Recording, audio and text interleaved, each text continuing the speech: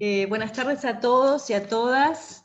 Muchísimas gracias por acompañarnos hoy en esta última actividad que vamos a desarrollar desde Territorios Clínicos de la Memoria por este año. Hemos hecho muchas actividades, hemos tratado de pensar muchísimo la realidad, qué fue lo que sucedió en este año tan excepcional de pandemia.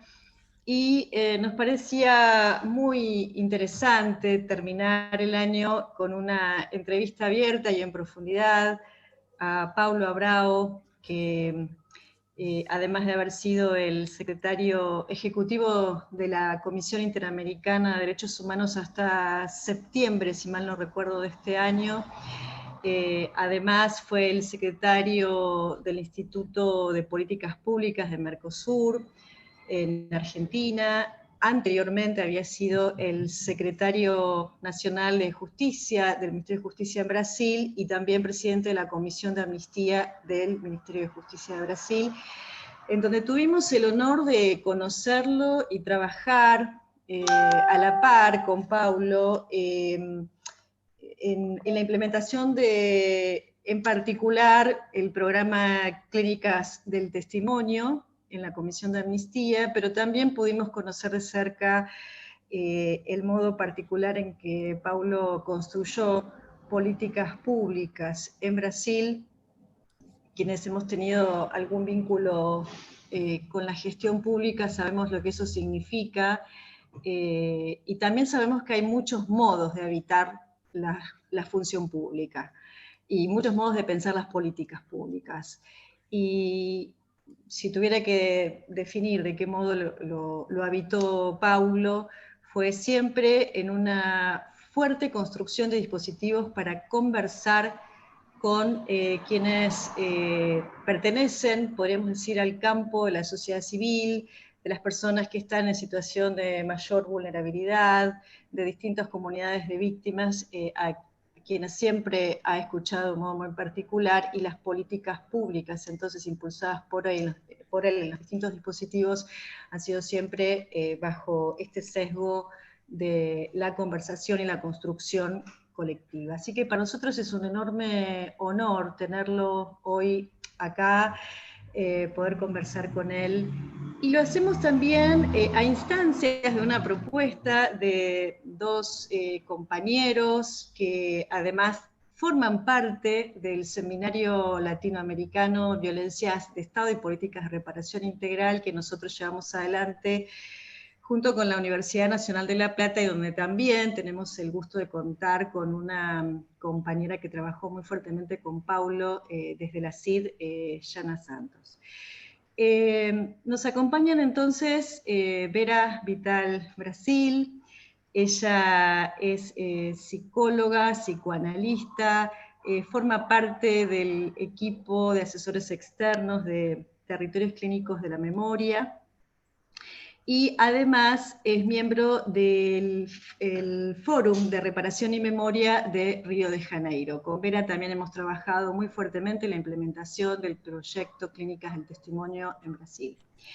Y Javier Lifschitz, que es sociólogo, profesor de la Facultad de Ciencias Sociales y coordinador del Núcleo de Memoria Política de Unirío en Brasil.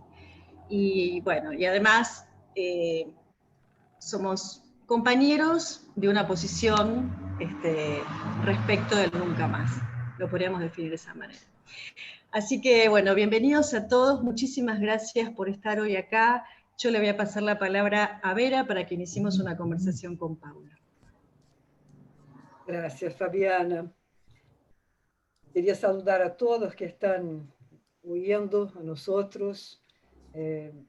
Yo pido perdón por hablar un portuñol, pero yo creo que va a ser posible conversar con Paulo y con ustedes de la manera que hablo. Para mí es un gusto inmenso estar acá conversando con Paulo, que es una persona muy querida, que tuvo una especial atención a los expresos políticos de Brasil, la cual yo soy una de ellas.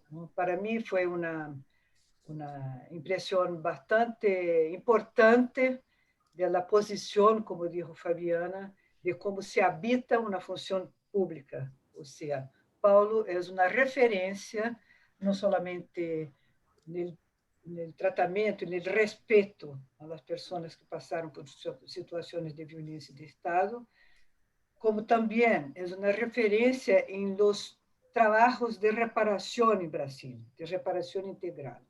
Yo creo que nosotros tuvimos una experiencia en Brasil bastante corta, muy tardía, pero el incremento que Paulo pudo hacer en la Comisión de Amnistía fue absolutamente importante. Y a mí me gustaría, Paulo, que tú hablaras un poquito a respecto de eso y pensara también con nosotros sobre los desdoblamientos, como ves hoy Latinoamérica frente a esse escenário trágico que vivimos nosotros de la pandemia y, en especial, por la situación que nos toca a nosotros nesse continente, que é um continente los más desiguales del mundo, ¿no?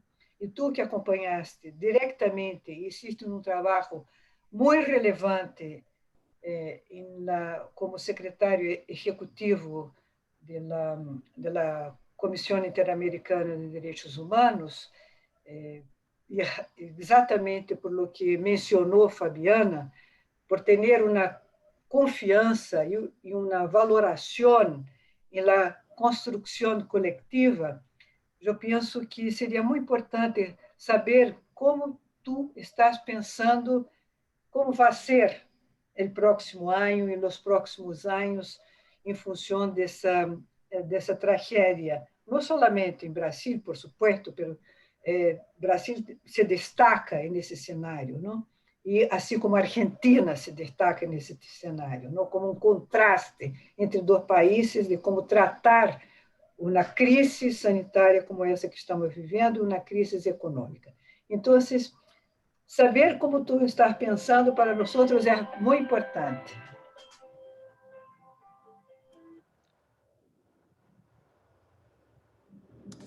Bueno, em primeiro lugar, quero agradecer a invitação. Para mim é um grande honor estar aqui com vocês, Fabiana, Vera, Javier. Eu tenho também muito carinho por todos vocês, por lo que vocês representam na trajetória de luta por memória, verdade e justiça no continente latino-americano e a capacidade exatamente de generar redes que possam solidarizar-se regionalmente em los momentos onde uns estão em uma posição mais difícil, outros estão melhores, e aí se vão apoiando mutuamente. É a melhor expressão de solidariedade regional e esta muito boa aliança que se ha generado alrededor exatamente de um compromisso de la construção de uma sociedade que esteja basada na memória, que compreende o valor e a importância da memória na estruturação dos próprios vínculos sociais e na construção de um projeto de nação, ou projetos comunitários, ou projetos organizacionais que sejam compatíveis com o profundo respeito à dimensão humana das relações sociais, né?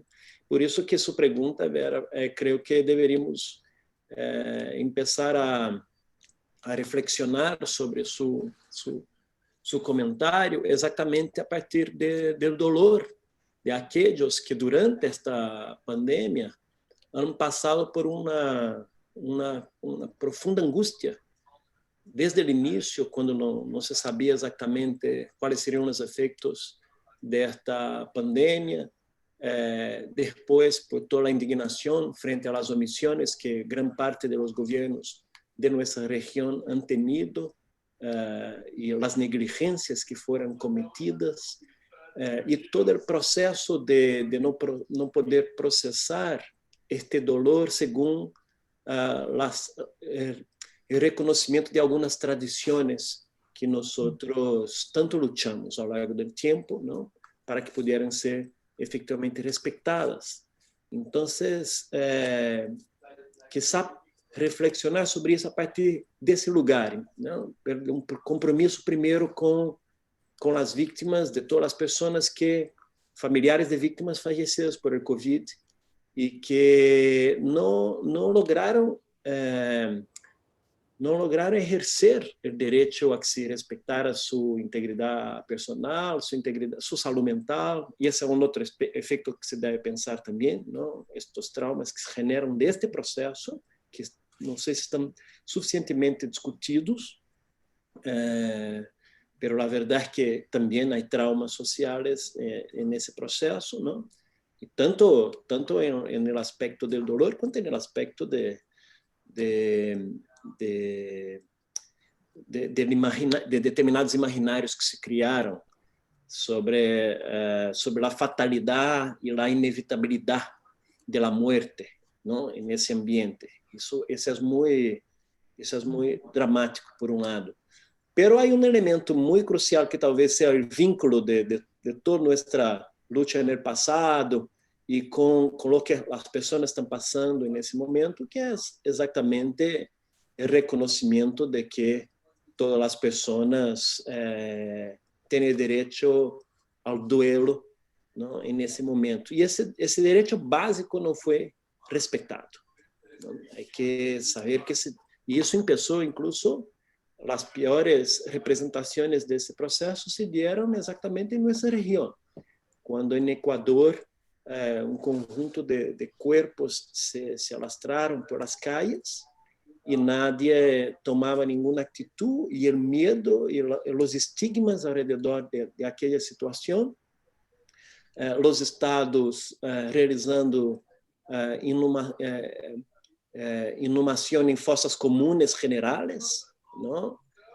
Ao início, o pânico del desconhecido empurrando a instituições estatais promover incineração de restos das pessoas fallecidas, muitas delas não haviam sido nem identificadas, não? Ou a discriminação que também se ha generado ao criar fossas específicas para casos sospechosos, quando ao início não teníamos nem o acesso à tecnologia médica de testeo. Isso tudo foi um processo que agora, nesse momento, se habla de uma vacuna, nesse momento se foi descobrindo ao longo do tempo quais eram as formas de transmissão e se foi generando algum tipo de informação, pero há algo aí que creio que foi muito pesado, porque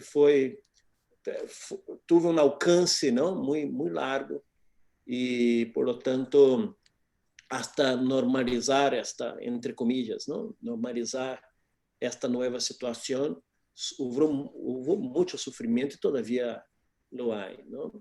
E foi uma das razões por a qual a comissão decidiu sair com um primeiro documento interamericano em respeito à construção em matéria de direito à saúde, de reconhecimento dos direitos das pessoas com Covid, para exatamente associá-las à lógica de um tratamento de vítimas que é resultado não de uma fatalidade que não poderia ser evitável, pero que sempre estão disponíveis às autoridades estatais a adotar medidas que se puedan diminuir estas consequências, não? Então, a comissão saiu com um mensagem muito forte de la necessidade de que se respeitara o duelo, que se respeitara o direito a realizar ritos mortuórios de cada um, conforme as tradições, a cosmovisão, porque havia também por exemplo, todo o aspecto de las particularidades das comunidades tradicionais indígenas, não? Que tinham uma maneira diferente de enfrentar esta situação. E, obviamente, desde aí, construir os demais direitos. O direito à saúde, o direito ao acesso a respostas e políticas públicas basadas na ciência, não? Que por incrível que pareça, na verdade, foram direitos que se necessitava reafirmar, não? De que as políticas deveriam ser basadas sobre a ciência e não sobre outros critérios. Então, quero partir desde aí, porque eu vejo que, em respeito à pandemia, pensando em primeiro lugar nas vítimas, há conjunto de respostas que todavia não estão disponíveis e que não les ha sido facilitada. Não sobre exatamente quem foram todas as pessoas que faleceram nesse processo, quem são todos aqueles que foram levados a estas fossas comuns sem identificação, quais han sido as medidas que estavam disponíveis para as autoridades e eles não a tomaram, e houve aspectos de negligência que generam algum tipo de responsabilidade, pero também o impacto psicológico na sociedade sobre que significa este cierre que todos nós hemos vivido em nossas casas, em esses distanciamentos sociais e que impacto isso vai ter. Agora, objetivamente, em matéria de direitos humanos, eu imagino que alguns estados e alguns países vão haver investigações sobre isso, ou se vão buscar, eventualmente, criar comissões da verdade para discutir qual ha sido a resposta estatal sobre esses processos. Porque foram muito distintas, obviamente, as respostas dos estados, e é natural que a sociedade civil exija algum tipo de escrutínio para não naturalizar ou não generar essa lógica de fatalidade. Bueno, em Brasil, sim ou sim, iam a morrer 200.000 pessoas, sim ou sim. São 200.000 pessoas que morreram em 8 meses, em 7 meses. Não podemos naturalizar isso ou simplesmente começar a normalizar isso como algo que é uma realidade inevitável, não? Porque senão entramos em uma lógica muito cruel, em uma dimensão das próprias obrigações do Estado, mas também na dimensão de respeito aos direitos humanos. Esse é um primeiro aspecto que eu vejo muito interessante. Agora, em uma outra dimensão, a pandemia ha generado, de parte de muitos governos da região, a adopção de um conjunto de medidas de exceção restritiva a los direitos fundamentais. E tanto é que, ao deparar-se com essa nova realidade, os instrumentos que os estados utilizaram para responder a essa realidade, que todavia não era tão bem conhecida, foram os instrumentos mais tradicionais. Foi declarar em seus estados de calamidade pública, estados de emergência, estados de exceção, suspendendo direitos, suspendendo garantias, fazendo uso massivo de dados e de informação privada das pessoas, dados médicos, circulação, invadindo a privacidade das pessoas. Então, há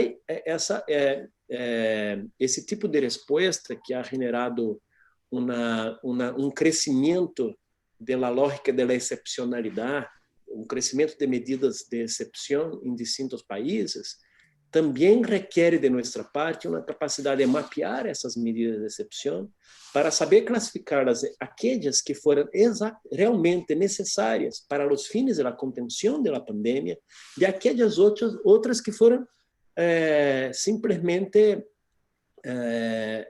oportunismos que os estados adotaram para ampliar a esfera de controle sobre a vida social.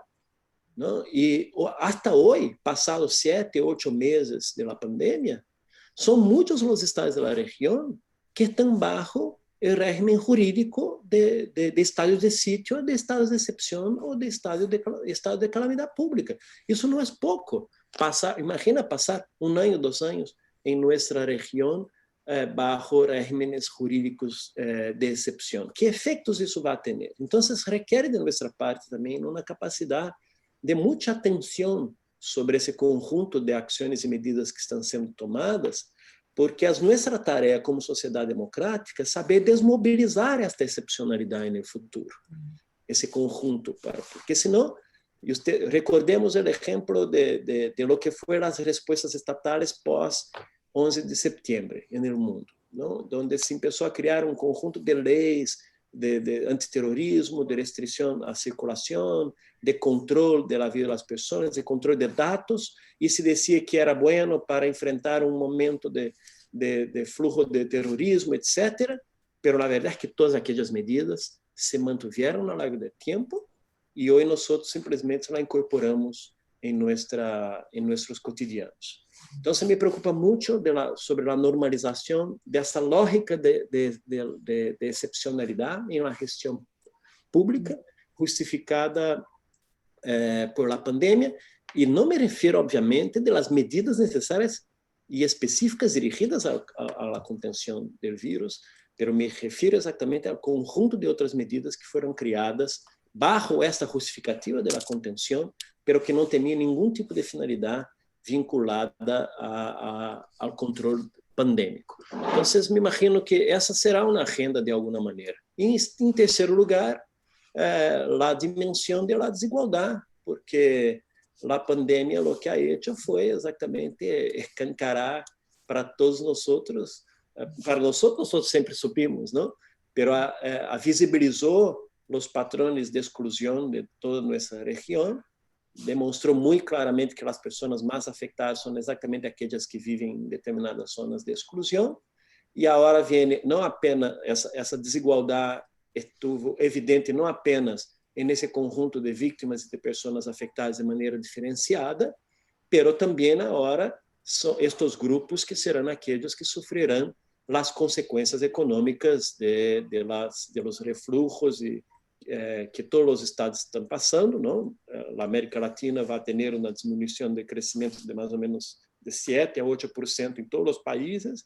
Isso vai ter consequências sociais, vai ter consequências na vida, em empregos, isso já está tendo consequências, não? Pero os efeitos mais drásticos chegarão em 1 ou 2 meses, ou quizá em mais tempo. Então, de novo, creio que para o ano que vem será crucial uma discussão sobre o rol do Estado, o papel de las respostas estatais frente a esse tipo de situação. Então, temos, de um lado, uma deuda com as vítimas que estão passando por isso, uma situação que todavia está em processo, porque tem direito à verdade, saber se seus queridos morreram porque não havia realmente condições de evitar-se-la ou foi negligência. Temos, em segundo lugar, a dimensão específica da lógica de exceção, se os estados continuarão com este tipo de agenda para responder a essa situação, e temos, em terceiro lugar, a administração das consequências da pandemia na profundização das desigualdades, especialmente em nossa região. Eu vejo, pelo menos, estes três aspectos como parte da agenda que deverá estar objeto de nossa atenção no ano que vem, vinculada ao tema da pandemia. Bueno, muy, muy interesante, Paulo, realmente, y ahora después supongo que vamos a ir volviendo sobre algunas de las cuestiones que colocaste. Le voy a dar la palabra a Javier, entonces. Gracias, Fabiana. Pablo, sí, un honor también estar en esta mesa con todo el legado, como decía Fabiana, del nunca más que estemos aquí, ¿no? Bueno, Pablo, vos así inauguraste, sí, no vos en tu figura personal, más equipos y que participaste, una política de memoria en el Brasil, ¿no? Con las comisiones de amnistía, que también me gustaría que, como las personas que están escuchando no son necesariamente en Brasil, también es en Argentina y en otros países, la diferencia entre la ley de amnistía y las comisiones de amnistía, porque esa significante amnistía, por lo menos en Argentina, tiene un sentido negativo, digamos así. Entonces, explicar un poco esa diferencia entre las leyes de amnistía y las comisiones de amnistía, que vos fuiste uno de los promotores, ¿no? Y también políticas de memoria desde la Corte Interamericana, ¿no? ¿Qué instituciones internacionales que surgieron para, de alguna manera, salir del abismo? O sea, ya que el tema que nos convoca es el abismo, esas instituciones fueron para salir del abismo, ¿no? Crear una cierta normatividad para salir del abismo. te quería preguntar, ¿qué debe tener una política de memoria hoy, ¿no? ¿Qué debe tener una política de memoria hoy? Pensando, claro, las diferencias entre nuestros países, muy diferentes, y se diría, bueno, que somos primos que no se ven hace mucho tiempo, que casi se desconocen, ¿no? Ya los primos tienen un poco esa dinámica, ¿no? A veces están muy próximos, en un momento de la vida se distancian y no se ven más y se comienzan a desconocer. Me parece que entre Brasil y Argentina está pasando eso ahora. Hace tiempo que somos primos, que hace tiempo que no nos hablamos. Me parece que tenemos que volver a esa familiaridad que ya hubo, ¿no? En varios momentos. Y hablando de esa familiaridad, hace unos años invitamos a Horacio González, una referencia intelectual en Argentina, a dar una charla aquí en el Brasil. Y él comentó, en relación con esa pregunta sobre la política de memoria, él comentó en esa conferencia que dio en nuestra universidad, Universidad del Estado de Río de Janeiro, Universidad Federal del Estado de Río de Janeiro, él comentó que en una reunión de Mercosur charlaba con Marco Aurelio García, una grande referencia intelectual para el PT, para la izquierda brasilera, fallecido hace unos años. Él comentaba con Marco Aurelio que en algunos países de América Latina, por ejemplo en Venezuela, en Argentina, el tema del legado es un tema muy importante, ¿no? El bolivarismo en sus diferentes versiones, en sus diferentes interpretaciones, momentos históricos, el peronismo en Argentina, con un fuerte legado histórico, ¿no? Retornando de diversas maneras. Y Marco Aurelio García respondió, bueno, Brasil en realidad es una ventaja no tener legados, porque tenemos mucha más, digamos, flexibilidad para no quedarnos pegados a un cierto pasado, ¿no? Entonces, esa idea de no tener muchos legados sería una ventaja.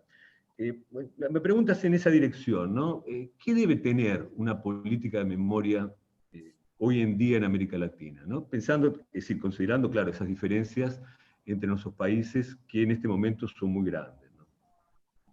Bien, muchas gracias, Javier, por su pregunta.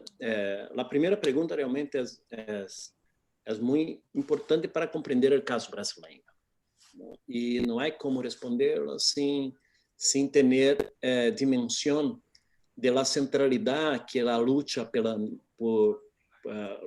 por la ley de amnistía en los años 70 en Brasil, tuvo en la movilización social para implementar la primera derrota de la dictadura después de muchos años de hegemonía política. O sea, la comprensión del significado político y jurídico del término amnistía en la historia de Brasil nos remite directamente a este contexto político de disputa entre el régimen dictatorial y la resistencia política, ¿no? En la década de 70, porque pasado el golpe militar en 64, que tuvo apoio de importantes setores civis, obviamente que em seguida já surgiram diversos movimentos de resistência, não? Inclusive a resistência armada e bem, tudo que não existia antes do golpe. E bem, tudo isso essa resistência foi de alguma maneira utilizada por el régimen em sua auto-russificação, que é uma reação para evitar a toma da violência comunista no Brasil, etc. E tal. ¿No? Y cuando en Brasil la ditadura radicaliza con su acto institucional número 5, y ahí sí cierra el Congreso, formaliza la tortura y la política de exterminio, ¿no? Como política oficial y generalizada. O sea, cuando se instala la política oficial típica de terror, y los exilios de las personas, todas as afectações, detenções arbitrárias, despidos dentro do setor público e privado, perseguidos políticos em sentido mais amplo, não? Suspensão de direitos, clandestinidade forçada, tudo, censura, torturas, vocês sabem bem de que há desaparições forçadas, execuções. A violência dessa medida ha empurrado o movimento social brasileiro a ter que concentrar sua luta, em primeiro lugar, em la liberação e em la defesa dessas pessoas que estavam sendo afetadas de maneira mais drástica por essas medidas de exceção. E esse movimento em favor da aprovação de uma lei de anistia para todos os perseguidos políticos, ele cresce e se fortalece exatamente depois do ato institucional número 5, 3 ou 4 anos depois, ou talvez mais, e muito interessante, liderado por as mulheres de los presos, das pessoas, dos assassinados, dos desaparecidos, não? E passado esse momento mais crítico da repressão, as madres de hijos muertos, as viúvas, e aí foram ganhando, obviamente, a arena pública, não? Lo que esse movimento cresce de reação contra a ditadura como um movimento de búsqueda por libertar. Não? E a maneira que se encontrou para encontrar a liberdade destas pessoas perseguidas políticas era a defesa por parte da sociedade civil de uma lei de anistia. Obviamente que quando a sociedade civil brasileira defende uma lei de anistia ampla, general e restrita, se hace referência à categorização de aqueles delitos de las pessoas que foram criminalizadas por la ditadura, não? Em seus actos de resistência. Então, é muito interessante como se associa nesse momento a ideia de anistia a um sentido de libertar. Ou seja, em Brasil se construiu a ideia, socialmente se construiu a ideia de anistia muito associada a uma ideia de luta por libertar, em um sentido positivo da palavra. A ditadura, obviamente, e a ditadura não queria nenhuma lei de anistia para nada. Então, esse movimento cresce, porque essa luta social buscava resgate das liberdades públicas, e ao crescer, impõe uma primeira derrota à ditadura. A ditadura não queria lei de anistia nenhuma, o movimento social exigia uma lei ampla, general e restrita para liberar a todos os presos políticos, permitir que toda a gente pudesse sair da clandestinidade, volver a oficializar todos os partidos clandestinos, regressar a gente exiliada, etc. E a ditadura, quando começa a ser derrotada com amplas mobilizações sociais no país, considera enviar ao Congresso Nacional uma lei de anistia, e que a lei de anistia da ditadura, obviamente, tal qual todas as leis de anistia de nossa região, era um projeto de lei de impunidade, porque incluía a dimensão do perdão a todos os actos de repressão e excluía do alcance do perdão penal todas as pessoas que haviam sido em los actos de resistência se vinculadas aos dichos crímenes de sangre, actos que resultaram em violência. Então, apesar de que, ao final, essa lei de anistia, quando é votada em 79 em Brasil, o Congresso Nacional discute, o Parlamento discute 2 projetos de lei, um projeto de lei de anistia ampla, general e restrita, e o projeto do governo, que era uma lei de anistia restrita. O embate que se generou nesse momento foi o embate entre anistia como liberdade e anistia como impunidade. E, obviamente, a ditadura ganhou, não? E aí, pero como a ditadura não queria nenhuma anistia e se aprovou alguma anistia, a sociedade civil se apropriou desta primeira derrota no Congresso da ditadura, em uma votação de uma lei para ter alguma anistia, la apropriou como suya, lo apropriou como uma vitória, porque impulsou a ditadura na primeira situação de derrota. Então, o sentido de anistia sempre quedou aí muito pendiente no imaginário da construção da resistência brasileira como algo positivo, porque era resultado de um processo de mobilização que finalmente generou uma primeira derrota da ditadura, apesar de que era uma lei de anistia desde o ponto de vista oficial, uma lei de impunidade, desde o ponto de vista social, uma lei que permitia, pelo menos, já os primeiros passos de reparação e os primeiros passos de libertar. Razão por la qual, quando passa a redemocratização, se vem a criar as comissões de reparação e, devido a esse processo particular de conexão da luta social com com a implementação normativa de direito à reparação das vítimas, se chama a Comissão de Reparação e Comissão de Amnistia, porque finalmente se ia implementar a dimensão de reparação das vítimas, que era parte do discurso social, da luta social por libertar e por derrotar a ditadura.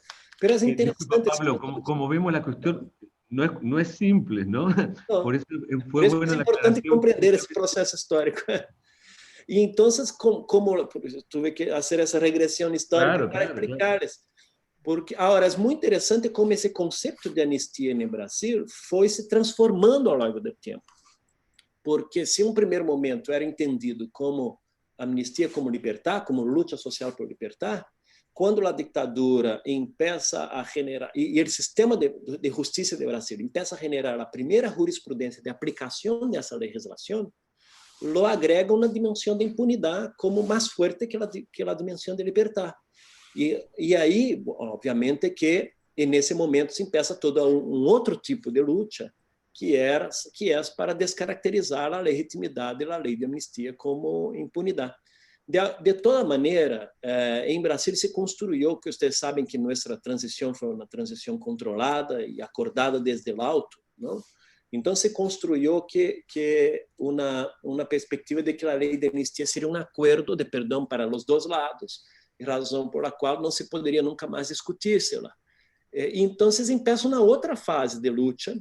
Num primeiro momento, a luta por amnistia era a luta por libertar, e em um segundo momento, a luta por amnistia em Brasil era uma luta por reparação, com a implementação das comissões de reparação, e uma terceira etapa mais recente, essa luta por amnistia regressa a uma ideia de luta por verdade e por justiça, para enfrentar essa jurisprudência autoritária do poder judiciário, dando legitimidade por essa lei. Então, assim, em Brasil, a ideia de amnistia socialmente é compreendida como reparação e como libertar, e é por isso que as comissões de reparação se chamam a primeira comissão, a segunda grande comissão de reparação se chama comissão de amnistia, porque constitucionalmente foi esse o conceito que se agregou à Constituição.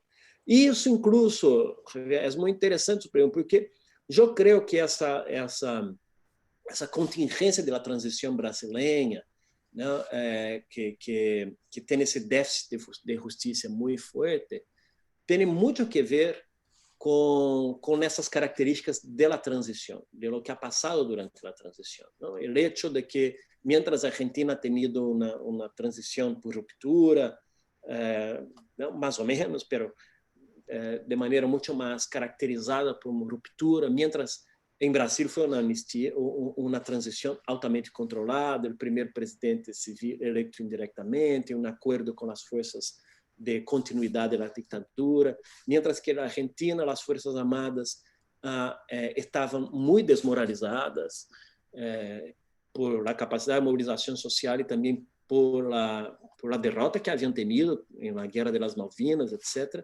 Em Brasil, as Forças Armadas nunca han perdido seu prestígio social, sempre ha logrado manter algum grado de prestígio junto à sociedade. Então, isso tudo tem impacto em la explicação, não apenas de por que a ideia de amnistia em Brasil é tenida desde o ponto de vista social como algo positivo, não em seus efeitos de impunidade, mas sim em seus efeitos de liberdade e reparação, e em outro lado, a razão por la qual hasta hoje nosso país não ha logrado superar esta lei de impunidade, sequer incorporada à mínima jurisprudência do Sistema Internacional de Proteção aos Direitos Humanos, de reconhecimento à imprescritibilidade e à ideia de crimes contra a humanidade. O que já me vincula à sua segunda parte de pergunta, não? Sobre esse processo de sair do abismo e como se construiu nesse tempo esta tradição, que é uma grande conquista latino-americana, um legado, já conectando com seu tema, um legado latino-americano que depois se exportou para outras regiões do mundo, não? E o caso da Argentina é fundamental nesse processo. Eu creio que a agenda de memória, mas que falar de las políticas de memória, porque estas devem ser construídas muito conformes a las necessidades cada una de las regiones, ¿no? De cada una de los procesos históricos que generaron estas violaciones a los derechos humanos. Yo creo que un gran tema para la agenda de memoria hoy pasa por nuestra capacidad de conectar el pasado con el presente, ¿no?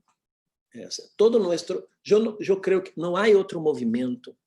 Para a Argentina é fácil compreender isso, pero para o Brasil e outros países não necessariamente. Pero não há outro movimento com mais capacidade hoje de oferecer fortalezas para as novas lutas sociais que têm que ver com um conjunto de outros tipos de violações estatais e também de enfrentamento a determinados retrocessos democráticos que vivem nessa região, que a agenda de memória, verdade e justiça. Porque muita gente hoje trabalha, essa é uma agenda que está superada, que já ultrapassou seu tempo de vigência, que já não há mais utilidade, entre comillas, não? A verdade é que eu creio que de los instrumentos de la justiça, de los conceptos vinculados à justiça transicional ou de la luta por memória, verdade e justiça, processo social de luta por memória, verdade e justiça, estão as principais fortalezas que podem ajudar ao fortalecimento de las posições de outros movimentos hoje, como é o movimento da comunidade negra frente ao extermínio policial, frente ao racismo policial, como é a luta da comunidade LGBTI frente à discriminação estrutural, como é a prática de extermínio de los pueblos indígenas, todavia como uma política de Estado, um tipo de genocídio que se genera ao longo do tempo. A própria luta de emancipação das mulheres nesse processo de enfrentamento à sociedade patriarcal. Há tantas agendas que hoje estão intimamente vinculadas e sempre ha sido, de alguma maneira, um certo desafio estabelecer estas conexões e estabelecer processos de identidade entre os movimentos por redemocratização e memória, verdade e justiça do passado com o presente. Uma das coisas que sempre me ha chamado a atenção em Argentina, eu he vivido 2 anos allá, desculpa falar tanto de Argentina, Fabiana, mas a verdade é que uma das coisas que sempre me ha chamado muita atenção é que mesmo em los eventos que tinham vinculação a outras agendas de direitos humanos, de novos movimentos sociais, de novas comunidades, era invitada uma madre ou uma abuela e usava a palavra em primeiro lugar. É uma coisa muito simbólica de transmissão de uma tradição de cultura de direitos humanos e de reconhecimento do rol da sociedade civil em la própria proteção e preservação da democracia. E isso é algo que deve ser explorado, não? Deve ser explorado. Eu creio que essa é a maneira estratégica mais eficiente hoje de se não apenas revitalizar, mas também de oferecer todo o acúmulo dessa renda de memória, verdade e justiça para as lutas atuais. Eu não sei se Marco Aurélio Garcia tem razão ao dizer que o Brasil não tem um legado. Não, para ser muito sincero. Eu creio que nosso legado é um dos mais explícitos de todos, não? Uma sociedade que ha sido incapaz de enfrentar suas piores tragédias em matéria de violência de Estado, é porque há um elemento de continuidade aí muito forte. Não é um legado necessariamente positivo, não, é um mau legado que está presente nessa cultura autoritária, não? Hablemos hoje de toda a situação de las formas análogas a la condição de esclavitud que todavia hoje são presentes em las haciendas, em la produção rural brasileira, em la violência no campo. Tudo tem que ver com um padrão, um legado de continuidade de uma certa elite que foi incapaz de democratizar-se, de distribuir renta, que não permitiu o avanço da reforma agrária, que sempre considerou ser dueña das instituições estatais e que hoje tem o modelo de exploração da Amazônia legal é outro exemplo de uma continuidade ao longo do tempo, porque essa exploração que hoje se habla denunciando a deforestação e outras coisas, ou as questões ambientais, tem que ver com um padrão de ocupação da Amazônia que sempre ha generado ao longo do tempo, que vem da exclusão da pobreza, que primeiro foram por medio del genocidio indígena, después, en la mitad del siglo, cuando empujaron a varios trabajadores nordestinos para esta región para trabajar en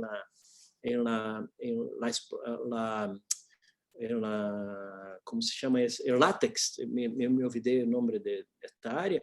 Y después teníamos todos los esclavos que con la liberación de la esclavitud no han recibido un proceso de integración social, de propiedad, fueron simplemente largados, sumados a estes contingentes populacionais de pobreza movidos dentro do próprio país, sem reforma agrária, sem distribuição de terras. Isso alimentou ao longo do tempo toda a violência no campo e alimenta hasta hoje a violência estatal. Então, eu creio que temos legado, sim. Esse legado tem a ver com o legado de uma certa elite que crê que é dueña do país e de alguma maneira não deixa de serla, pero que é muito pouco lúcida em perceber e em reconhecer os direitos de grande contingente da população. Então, está bem, se tu hablas em legados políticos, como ha sido o bolivarianismo, o peronismo, o Brasil ha tenido um grande legado de getulismo que não sei até que ponto também já ha sido superado.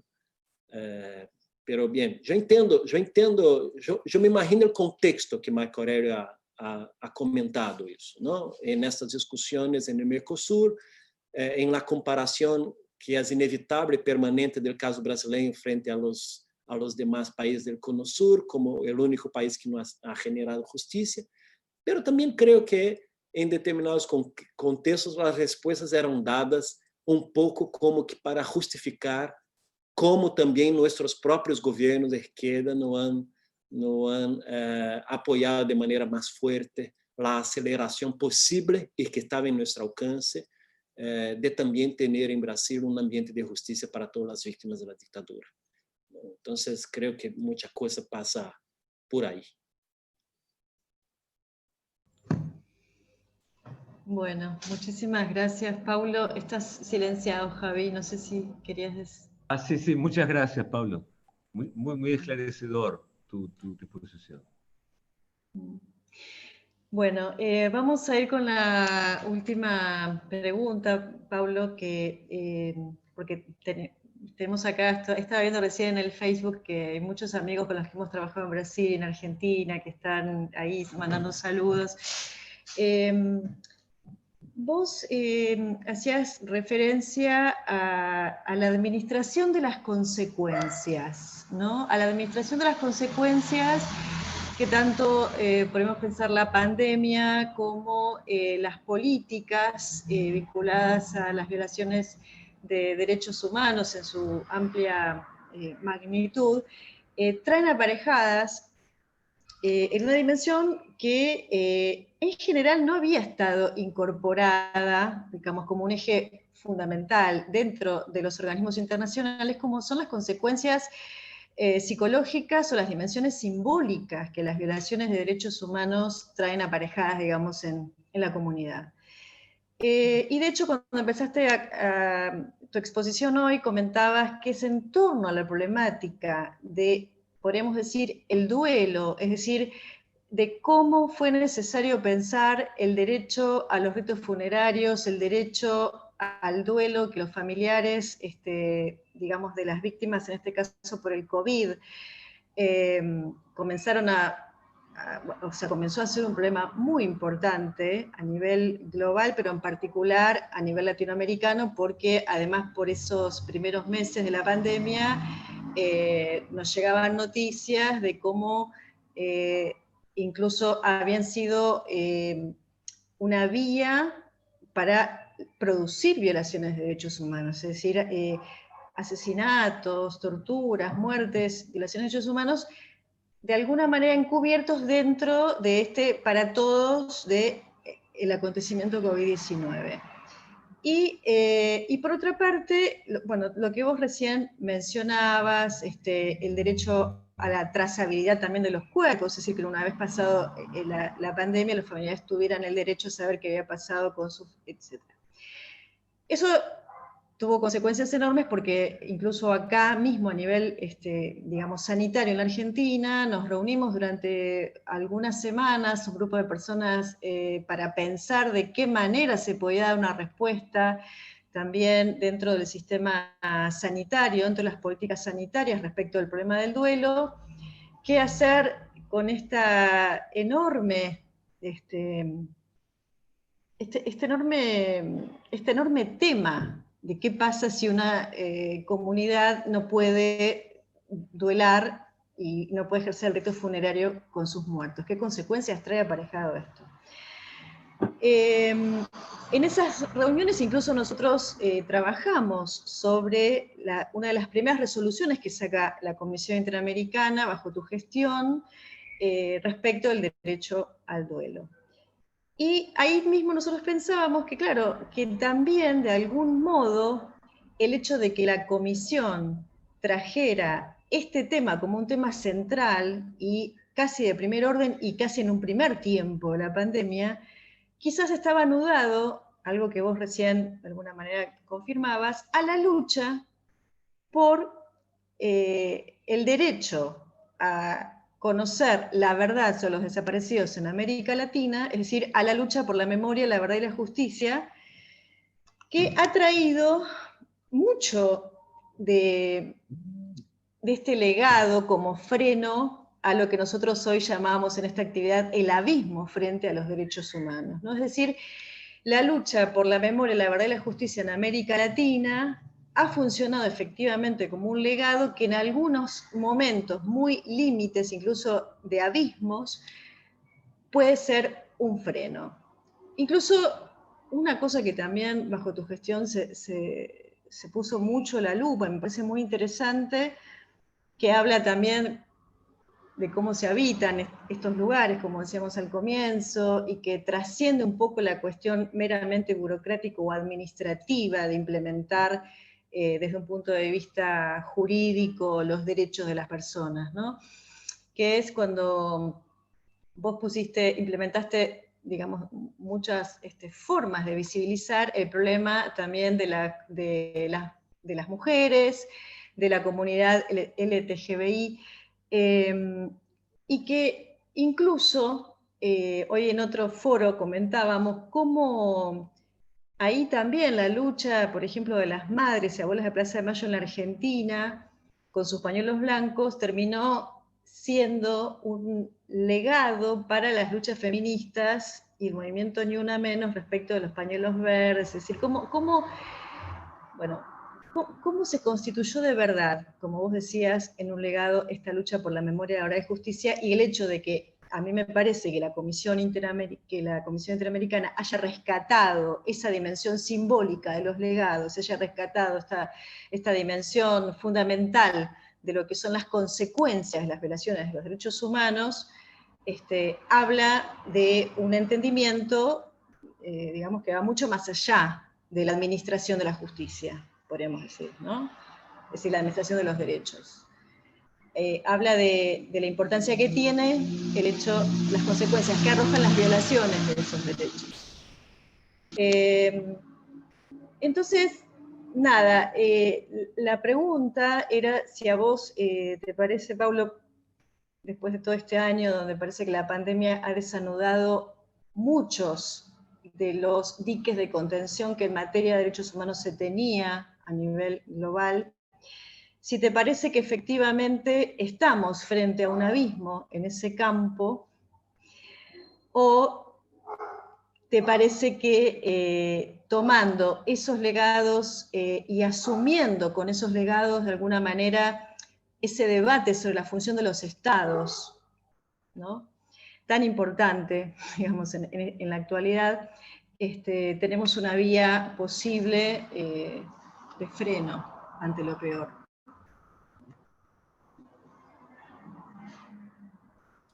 Bueno, buscando responder muy directamente, yo creo que nosotros hemos estado muy cerca del abismo.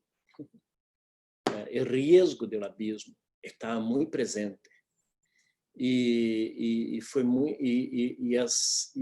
una conciencia instalada en nuestra región que ha tenido la capacidad de no permitir que este abismo pudiera acelerarse, ¿no? Y eso se dio exactamente por el funcionamiento de toda un engranaje de luchas democráticas y de luchas de derechos humanos que ha tenido el rol de frenar las ganas de aquellos que estaban en el poder o que todavía están en hacer las cosas dentro de una moldura autoritária, né? Enfrentar tudo isso dentro de uma moldura autoritária.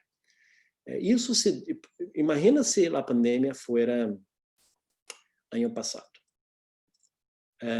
donde o governo Trump em Estados Unidos estava com a convicção de que seria reeleito e com toda sua força em ponto alto de sua força, o sea, não em ambiente de contexto eleitoral, de uma disputa, onde também exerceram muitas forças aí de controle, funcionaram porque estavam nesse contexto eleitoral também. Havia outros interesses. Imagínate em Argentina, ano passado, em outro governo também. Imagínate em uma Bolívia com uma presidência não eleita, não antidemocrática, totalmente alinhada com este discurso autoritário. Imagínate em Brasil, ano passado, essa pandemia, onde estávamos, o governo todavía acumulando forças que incluso chegaram ao início deste ano com manifestações antidemocráticas, etc. e tal. Então, nós temos estado assim num momento muito sensível.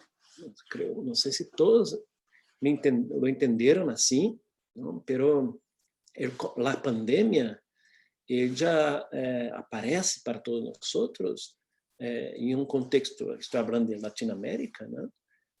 De manifestaciones contra la democracia en Brasil, de ataques a los sitios de memoria en Chile, de expansión del movimiento supremacista blanco en Estados Unidos, ¿no? De crecimiento de estas prácticas neofascistas de construcción de muros, de separación de fronteras entre los países, de políticas de separación de niños, de las madres en las fronteras. Imagínate el elemento simbólico de todos que estamos, separación de niños de las familias, nos remite a los años 40, ¿no? Los años 30, 40. Toda la expansión de los discursos de odio en la región, discursos de estímulo a la discriminación, a la xenofobia, la aparición de nuevos grupos de exterminio de extrema derecha armados en determinados países, ¿no? Y más que eso, imagínate el contexto del año pasado donde vários países de nossa região estavam realizando mobilizações, cada um com uma motivação distinta, em Chile, em Equador, em Colômbia, né? Em Bolívia, em Haiti, e a resposta estatal foi a resposta repressiva, de reprimir estes movimentos com o uso de todas as forças estatais e com situações que nos remetiam a experiências que pensávamos que haviam sido superadas. As mais altas autoridades da região volvendo a ser o discurso da justificação da violência, incorporando a justificação da ação violenta da polícia. Então, nossas democracias em nossa região vivem um contexto, todavia, e eu creio pode ser que esteja passando, por lo menos, esteja surgindo alguma reação a isso, mas essas democracias da região estavam dentro de marco de uma tendência de transformar-se em uma espécie de uma nova forma de repressão. Não estamos falando de ditadura no padrão, no modelo clássico, de um golpe militar que vem, etc. Estou falando da apropriação da cultura estatal por uma lógica de violência e de repressão, de novo, como uma maneira de responder aos problemas sociais, às demandas sociais. Então, eu creio, e marquei isso, não? E explorando discursivamente toda desde lá das mais altas autoridades, não? Toda uma narrativa de intento de criação de consentimentos populares a esta violência institucional. E isso é muito perigoso. Eu creio que é muito perigoso. Então, quando vem a pandemia, nesse contexto, ao início do ano, nos pareceu fundamental realmente que o primeiro mensagem da comissão seria um mensagem de recordatório de los limites que os estados tinham para implementar as medidas de contenção à pandemia. Muita gente pode dizer, mira, pero nesse momento há que salvar a humanidade, estamos todos ok, pero estávamos aí dentro de um padrão de exigência de um mínimo de racionalidade nesse processo, e foi uma espécie de exercício que já é um pouco próprio do funcionamento do sistema internacional, que é generar os alertas preventivos de precaução e os chamados à responsabilidade, que enviando um tipo de mensagem de tipo, mira, cuidem muito do que vão fazer, porque algum dia a história hace sua rendição de contas. E estamos aqui como sistema internacional recordando que a história hace sua rendição de contas. Então, foi muito importante, em meu juízo, que a comissão saliera com essa resolução 01 sobre pandemia e direitos humanos, porque enviou uma mensagem para todas as autoridades de toda a região, recordou o rol que a comissão cumpria, e marquei isso. Foi muito interessante observar como instituições nacionais de distintos países apropriaram, e muita gente estava preocupada, talvez não necessariamente com essa mesma racionalidade, com esse mesmo diagnóstico, pero desde suas posições, entendendo que independentemente do tamanho do desafio que temos hacia adelante, o enfrentamento civilizado a tudo isso deveria ser um enfrentamento baseado em direitos humanos. Então, essa foi a mensagem que a resolução, de alguma maneira, buscou sair. Se o efeito normativo foi contundente ou não, na verdade é que, para minha surpresa, eu não he assistido, não he acompanhado outra resolução normativa com caráter de criação de estándares jurídicos interamericanos ou regionais que han tenido uma receptividade tão imediata por distintos órgãos estatais de diferentes países. Em Argentina, para tomar as primeiras decisões sobre como administrar a situação de las cárceles, o Poder Judiciário utilizou a resolução da Comissão. A Corte Suprema brasileira, que é uma corte que dá de espaldas ao sistema interamericano, o Conselho Nacional de Justiça utilizou a resolução da Comissão para estabelecer os parâmetros também, tanto na Corte Suprema em matéria de direitos econômicos, sociais e culturais e o Conselho Nacional de Justiça em matéria de tratamento e cuidado às pessoas encarceladas.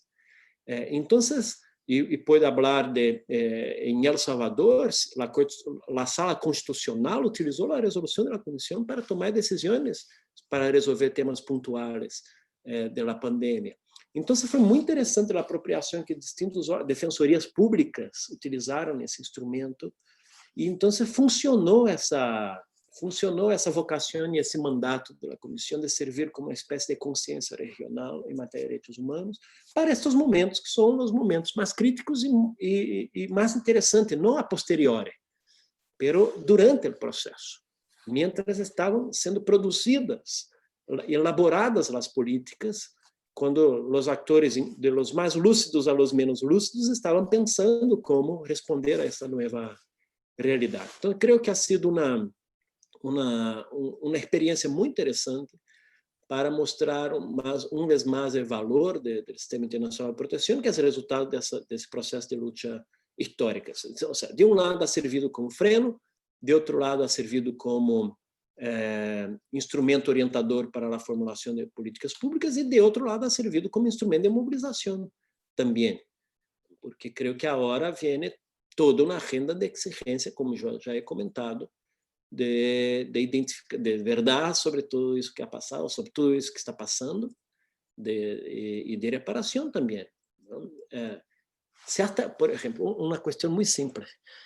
Hasta el momento toda la gente cuestiona, ok, não é possível identificar os elementos de responsabilidade de cada um dos governantes se o número de pessoas fallecidas tem ou não tem nexo de causalidade com ações ou omissões estatais. Há gente que sustenta isso e eu creio que é pouco retórico, que é muito claro que na medida em que foi havendo descobertas sobre enfrentar-se ou de testear ou de cuidar, e essas medidas não são implementadas imediatamente pelo poder público, há omissões e há negligência, mas essa é uma outra história. Isso a ver se passamos a limpo um dia. Mas agora, nesse momento, onde surge a possibilidade das vacunas, etc. e tal, há governos que tinham planos e há governos que não tinham nenhum plano. Não há nenhuma medida preventiva, não há se associado a nenhuma ação concreta para a búsqueda de uma salida. Então, há países que começaram a ser vacunados e há outros países que vão começar a ser vacunados 2 ou 3 meses depois. Não estamos falando efetivamente de um forte indicador, um indício, não? De que não houve políticas públicas sendo tomadas em seu momento para o enfrentamento dessa realidade em sua completude, em todo o seu processo. Então, essas coisas estão aí postas e creio que a ver, não? Eu insisto nisso, a ver o que vai passar também, mas me preocupa todavia realmente os efeitos simbólicos de la excepcionalidade e do controle que se ha generado nesse ambiente de pandemia.